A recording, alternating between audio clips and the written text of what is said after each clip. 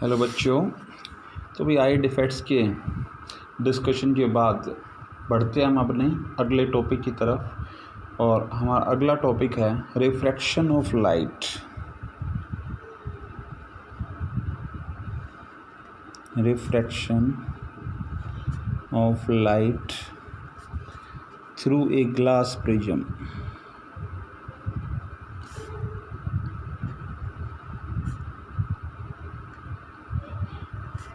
एक glass prism में से जब वाइट लाइट पास होती है तो उसके रिफ्रैक्शन के कारण किस तरह से लाइट के पाथ में चेंजेस आते हैं वो कंसेप्ट हम यहाँ पर डिस्कस करेंगे। तो इसके लिए एक एक्टिविटी आप कर सकते हैं। कोई ड्राइंग बोर्ड लेकर उसके ऊपर एक वाइट शीट रख के और उस शीट के ऊपर आप क्या रखेंगे, एक प्रिज्म रखेंगे।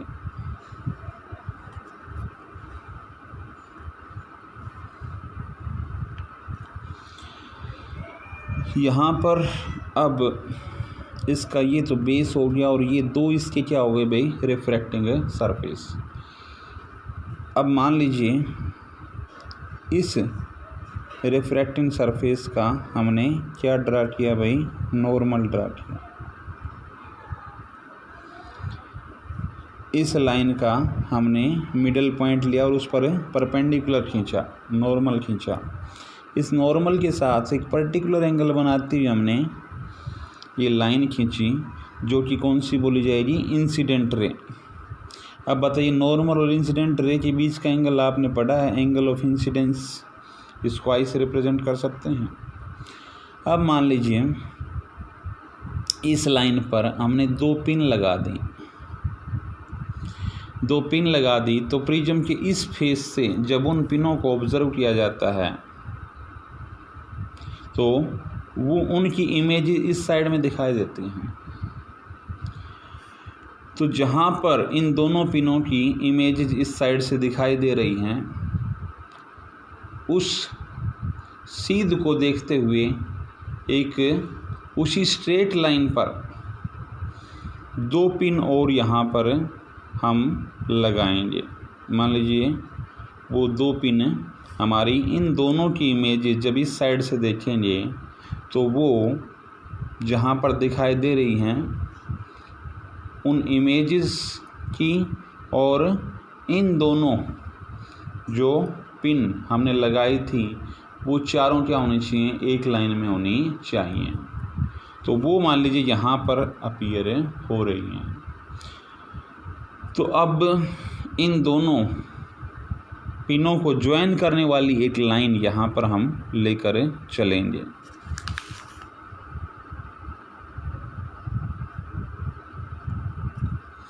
ये जो लाइन ली जाएगी this is called what, emergent रे।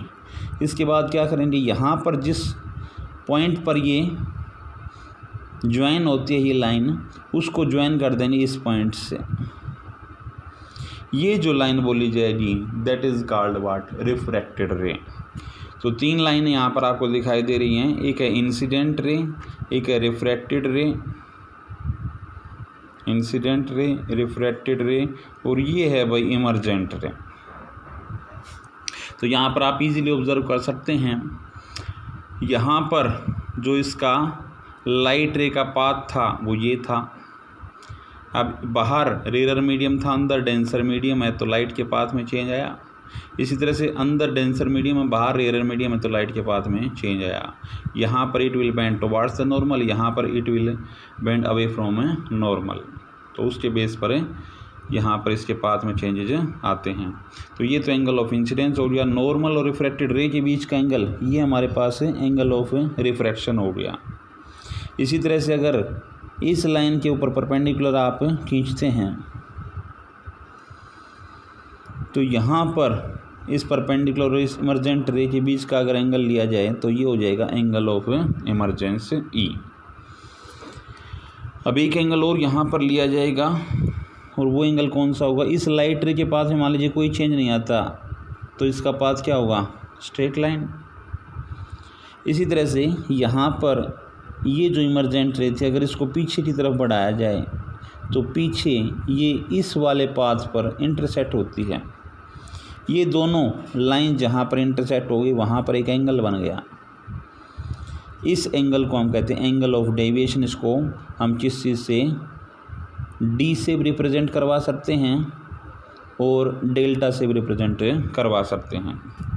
यहाँ पर ये जो एंगल लिया जाएगा, ये लिया जाएगा एंगल ऑफ प्रिज्म, जिसको हम ए से रिप्रेजेंट करवाते हैं।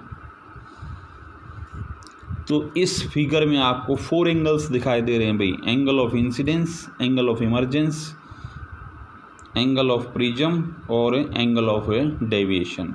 इन चारों एंगल्स में भी एक रिलेशनशिप होता है, और वो क्या रिलेशनशिप होता है, A plus D it will be equal to I plus ई।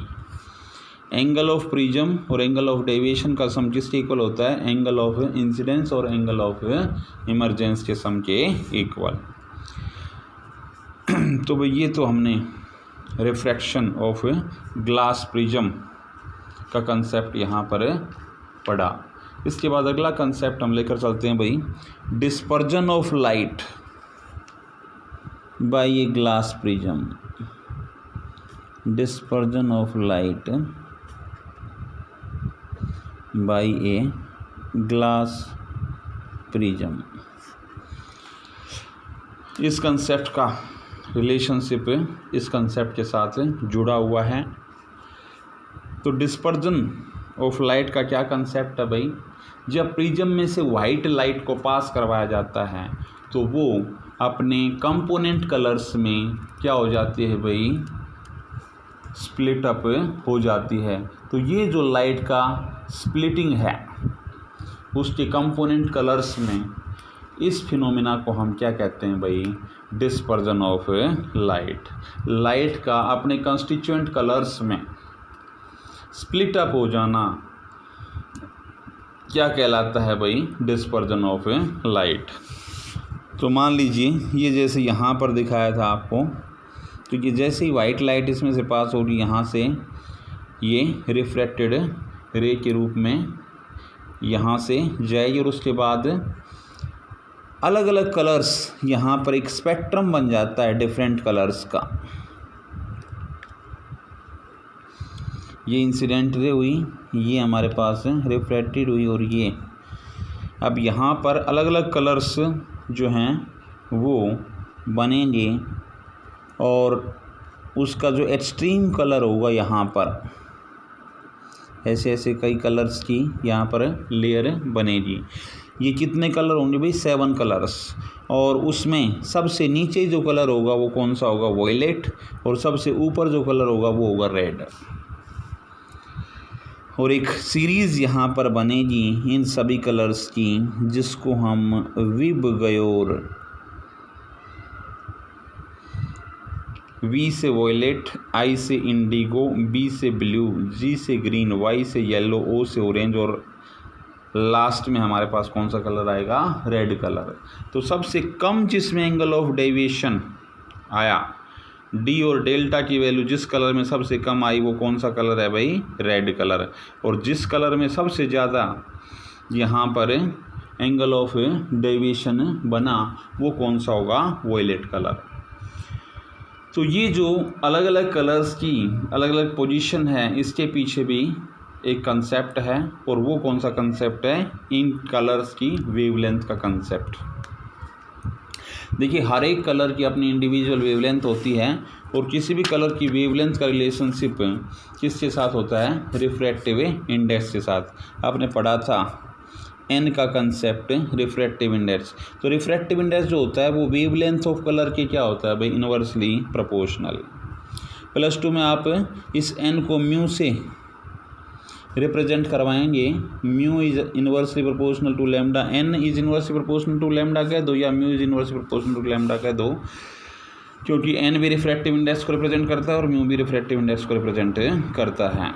तो यहाँ से म्यू इसके इनवर्सली प्रोपोर्शनल आ गया। तो जिस कलर की वेवलेंथ ज़्यादा होगी उसका रिफ्रैक्टिव इंडेक्स क्या होगा, कम। और म्यू और डेल्टा का रिलेशनशिप होता है, डेल्टा किसके इक्वल होता है, म्यू -1 × ए। इसके बेस पर देखिए, अब डेल्टा और म्यू का डायरेक्टली प्रोपोर्शनल का रिलेशनशिप हो गया। अब यहाँ पर देखिए, जिस कलर की वेवलेंथ क्या होगी भाई, ज़्यादा होगी, उसका रिफ्रैक्टिव इंडेक्स क्या होगा, कम, और जिसका रिफ्रैक्टिव इंडेक्स कम होगा उसका एंगल ऑफ डेविएशन भी क्या हो जाएगा, कम। तो अगर रेड कलर की बात करते हैं तो वेवलेंथ की वैल्यू रेड कलर की क्या होती है भाई, ज़्यादा, इसीलिए रिफ्रैक्टिव इंडेक्स क्या हो जाएगा, कम, और रिफ्रैक्टिव इंडेक्स कम हो गया तो एंगल ऑफ डेविएशन उसका क्या हो जाएगा, कम। इसीलिए रेड कलर में एंगल ऑफ डेविएशन की वैल्यू सबसे कम होती है, इसीलिए सबसे ऊपर वो लाई करता है। वहीं अगर यही कंसेप्ट हम वॉयलेट कलर के लिए स्टडी करते हैं तो हम पाते हैं कि लैम्डा की value, wavelength of violet colour is very small, तो रिफ्रैक्टिव इंडेक्स क्या होगा, ज़्यादा, रिफ्रैक्टिव इंडेक्स ज़्यादा होगा तो डेल्टा की वैल्यू क्या होगी, ज़्यादा। उसके बेस पर वॉयलेट कलर का रिफ्रैक्टिव इंडेक्स ज़्यादा होने के कारण उसमें एंगल ऑफ डेविएशन की वैल्यू भी यहाँ पर क्या होगी, ज़्यादा होगी। इसीलिए हर एक कलर की इंडिविजुअल पोजीशन यहाँ पर किसके बेस पर है, उसकी वेवलेंथ के बेस पर ली जाती है। इसके बाद भाई हम अगला कंसेप्ट यहाँ पर लेकर चलते हैं, किसका, रेनबो का। तो रेनबो का कनेक्शन किसके साथ है, डिस्पर्जन ऑफ लाइट के साथ। आपने बारिश के मौसम में देखा होगा कि भाई बारिश होने के बाद 7 कलर्स का स्पेक्ट्रम आप स्काई में ऑब्ज़र्व करते हैं। तो वो जो 7 कलर का स्पेक्ट्रम है वो एक तरह से, क्या हम प्रिज्म से जो 7 कलर्स का डिस्ट्रीब्यूशन हुआ था वाइट कलर का, उसके साथ कंपेयर नहीं कर सकते क्या। तो वहाँ पर जो काम प्रिज्म कर रहा था वो इस केस में कौन करेगी भाई, वाटर ड्रॉपलेट्स। तो वो जो वाटर ड्रॉपलेट्स हैं उसमें से जो वाइट लाइट पास होती है तो वो 7 कलर्स में जो है स्प्लिट अप हो जाती है, और यही 7 कलर्स में स्प्लिट अप हो जाना फिर कौन सा फिनोमेना अभी पढ़ा था हमने, डिस्पर्जन ऑफ लाइट। तो किस तरह से भाई वो जो है 7 कलर्स का वहाँ पर डिस्ट्रीब्यूशन होता है। ये मान लीजिए वाटर ड्रॉपलेट है, इसमें से ये ray of light, white light आई यहाँ से, अब क्योंकि बाहर रेयर है अंदर डेंसर है तो it will bend towards the normal. यहाँ से फिर वो इस सरफेस से क्या होगी, रिफ्लेक्ट होगी, और यहाँ पर फिर वो अंदर रेयर और बाहर डेंसर वाला केस अप्लाई होगा तो it will go away from normal. तो इस तरह से जो है वो यहाँ पर लाइट रे 2 बार रिफ्रैक्शन का फिनोमेना एडजस्ट करेगा और 1 बार यहाँ से रिफ्लेक्शन का फिनोमेना एडजस्ट करेगा, और यहाँ पर ऑब्जर्वर को फिर वो 7 कलर का स्पेक्ट्रम जो है वो यहाँ पर ऑब्जर्व होगा, और उसी 7 कलर के स्पेक्ट्रम से फिर जिस चीज़ की फॉर्मेशन होगी, रेनबो की फॉर्मेशन वहाँ पर होगी। इसके बाद भाई बढ़ते हैं हम अगले कंसेप्ट की तरफ, कौन सा, twinkling of star. Twinkling of stars, जो तारे टिमटिमाते हैं, उसके पीछे रीज़न क्या होता है भाई, किस चीज़ का, atmospheric refraction. Atmospheric refraction, atmospheric refraction का कंसेप्ट कैसे आप लेकर चलेंगे। मान लीजिए यहाँ पर ये स्टार लाई कर रहा था, यहाँ से जब लाइट चलती है और अर्थ सरफेस तक पहुँचती है, ऑब्जर्वर के पास पहुँचती है, तो वो अलग अलग रिफ्रैक्टिव इंडेक्स के मीडियम में से पास होती हुई ऑब्जर्वर तक पहुंचती है। अलग अलग रिफ्रैक्टिव इंडेक्स के मीडियम में से पास होती हुई गुजरेगी तो वो अपने पाथ में क्या लाएगी, चेंज लाएगी। उसके बेस पर उसमें कौन सा फिनोमेना एग्जिस्ट करेगा, रिफ्रैक्शन ऑफ लाइट, और उसके बेस पर वो बैंड होती चली जाएगी। तो यहाँ से चलते चलते जब जैसे ही ऑब्जर्वर तक पहुँचेगी तो वो पहले के कंपैरिजन में काफ़ी बैंड हो चुकी होगी, और यहाँ पर जब वो पहुँचेगी तो ऐसा लगेगा कि ये लाइट रे पीछे से किसी दूसरी पोजीशन से आ रही है। एक्चुअली स्टार तो यहाँ पर लाई कर रहा है, लेकिन रिफ्रैक्शन, एटमॉस्फेरिक रिफ्रैक्शन के कारण एक लेयर यहाँ पर लाई कर रही है, तो यहाँ से देखिए ये बैंड हुई, एक लेयर यहाँ लाई करे, यहाँ से बैंड हुई, एक लेयर यहाँ लाई करे, यहाँ से बैंड हुई। हर एक पॉइंट पर वहाँ पर उसके पास में क्या आ रहा है अभी, चेंज आ रहा है। तो जो स्टार यहाँ पर दिखाई दे रहा था उसकी एक अपीयरेंस कहाँ पर, यहाँ पर होगी। तो ऑब्जर्वर को उसकी ऑब्जर्वेशन यहाँ पर होगी। अब ये डायग्रामेटिकली शो करने के लिए इतनी डिस्टेंस पर दिखा रखे हैं, अदरवाइज ये पोजीशन वेरी क्लोजली लाई करती है, वेरी क्लोजली लाई करेगी। तो ऑब्जर्वर को वहाँ पर बड़ा कन्फ्यूजन हो जाता है कि उसकी एक्चुअल पोजीशन ये है या ये है। तो ये जो फ्लक्चुएशन वहाँ पर क्रिएट हो गई कि उसकी एक्चुअल और जो एपरेंट पोजीशन, ये एपरेंट पोजीशन बोली जाएगी, उसमें क्या है, कन्फ्यूज़न बन जाता है कि उसकी एक्चुअल पोजीशन कौन सी मानी जाए। इसके कारण ऑब्जर्वर कंफ्यूज हो जाता है और वो ये दोनों पोजीशंस जो है इंटरमिक्स हो जाती हैं। इसके कारण वो स्टार की एक यूनिक पोजीशन वहाँ पर ऑब्जर्वर को ऑब्जर्व नहीं हो पाती और इसी कारण वो स्टार क्या है, टिमटिमाते हुए दिखाई देते हैं। तो इसके पीछे रीज़न कौन सा होगा भाई, ट्विंकलिंग ऑफ स्टार्स के पीछे कौन से कंसेप्ट का रीज़न रहेगा, एटमॉस्फेरिक रिफ्रैक्शन। क्योंकि लाइट अलग अलग मीडियम की रिफ्रैक्टिव इंडेक्स में से पास होती हुई जब ऑब्जर्वर तक पहुंचती है तो उसके पास में बहुत ज़्यादा चेंज आ चुका होता है ड्यू टू एटमॉस्फेरिक रिफ्रैक्शन। इसके बाद अगला कंसेप्ट हम लेकर चलते हैं भाई, स्कैटरिंग ऑफ लाइट। तो स्कैटरिंग ऑफ लाइट का क्या कंसेप्ट है,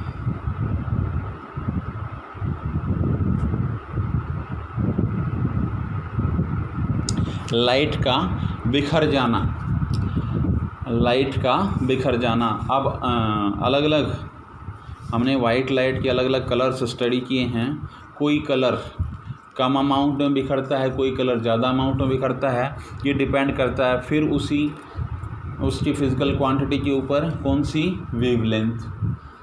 तो वही जिस कलर की वेवलेंथ ज़्यादा होगी वो कम अमाउंट में स्कैटर होगा और जिस कलर की वेवलेंथ कम होगी वो ज़्यादा अमाउंट में स्कैटर होगा। रेड कलर की वेवलेंथ ज़्यादा होने के कारण वो तो कम अमाउंट में स्कैटर होता है। इसीलिए जो डेंजर सिग्नल होते हैं वो कौन से कलर के बनाए जाते हैं, रेड कलर के बनाए जाते हैं, क्योंकि वहाँ पर स्कैटरिंग का इफेक्ट कम वहाँ पर ऑब्जर्व किया जा सके, वो सिग्नल ऑब्जर्वर को आसानी से वहाँ पर दिखाई दे सके। वहीं अगर दूसरे फिनोमेना की बात करते हैं कि ब्लू कलर ऑफ स्काई, तो ब्लू कलर क्योंकि रेड के कंपैरेटिवली ब्लू कलर की जो वेवलेंथ है वो क्या होती है भाई, कम होती है, वेवलेंथ कम होती है, तो स्कैटरिंग वहाँ पर क्या होगी, ज़्यादा। इसीलिए वहाँ पर स्काई का जो कलर ब्लू होता है वो कौन से फिनोमेना का कारण होता है, स्कैटरिंग ऑफ लाइट के कारण। इसी तरह से सनराइज और सनसेट के टाइम पर जो रेड कलर हम ऑब्ज़र्व करते हैं वो हमें सन जो है रेडिश कलर का वहाँ पर दिखाई देता है। उसके पीछे रीज़न भी किस चीज़ का होता है, स्कैटरिंग ऑफ लाइट का, क्योंकि रेड कलर की वेवलेंथ ज़्यादा होने के कारण वो तो बहुत कम अमाउंट में स्कैटर होता है, जबकि बाकी सारे कलर्स की वेवलेंथ की वैल्यू स्मॉल होने के कारण वो सारे स्कैटर हो जाते हैं। इसीलिए सिर्फ एक ही कलर वहाँ पर ऑब्ज़र्व होता है और वो कौन सा कलर है, ऑब्ज़र्व होता है रेड कलर। क्यों, क्योंकि उसकी वेवलेंथ बहुत ज़्यादा होती है। तो भाई ये कंसेप्ट हमने डिस्कस किए, जिस चीज़ के, स्कैटरिंग के कंसेप्ट जिससे रिलेटेड अलग अलग फिनोमेनास के बारे में हमने यहाँ पर डिस्कशन किया।